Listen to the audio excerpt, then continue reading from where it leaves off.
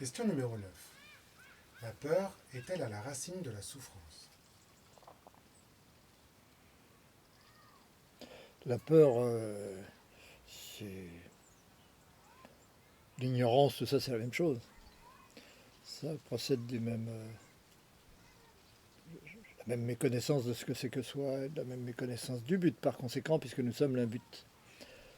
Nous sommes une direction, nous sommes une évolution, nous ne sommes pas un état, une personne. Or, la peur, elle vient toujours du fait de se croire quelque chose et de vouloir que ce quelque chose reste ce qu'il est. Et donc de ne pas vouloir évoluer. On freine des quatre fers pour ne pas évoluer, ce qui est simplement la manifestation de l'impossibilité du but. Mais on peut contribuer au but, on peut aider le but, on peut avoir envie d'évoluer, on peut chercher, on peut étudier, on peut vouloir comprendre. Et ça, c'est une preuve de courage. La peur nous empêche de comprendre. La peur nous empêche de savoir qui on est, parce que la première des peurs, c'est de perdre l'ego. Et c'est la première des peurs, c'est l'intuition que le néant est la seule chose qui devrait être. Et donc, on a tous peur du vide, peur du néant, etc.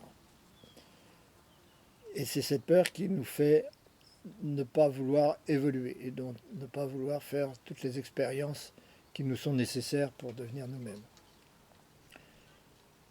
Oshawa disait « Je suis volontaire pour tout ».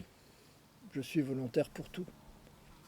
Le fait d'être volontaire pour tout, c'est une preuve de non-peur, évidemment, et c'est le meilleur moyen de ne pas s'attirer les problèmes que la peur provoque. Puisque la peur, c'est mettre à l'extérieur des choses, maintenir à l'extérieur des choses, donc ces choses, nécessairement, on va les retrouver face à soi pour les intégrer. Et si on ne veut pas les retrouver face à soi pour les intégrer, il ne faut pas que ce soit par peur, il faut que ce soit simplement par acceptation, par compréhension, par gratitude, par rapport à tout ce qui va arriver de toute façon. Volontaire pour tout. Et cette acceptation à l'avance des choses fait qu'elles ne sont plus nécessaires.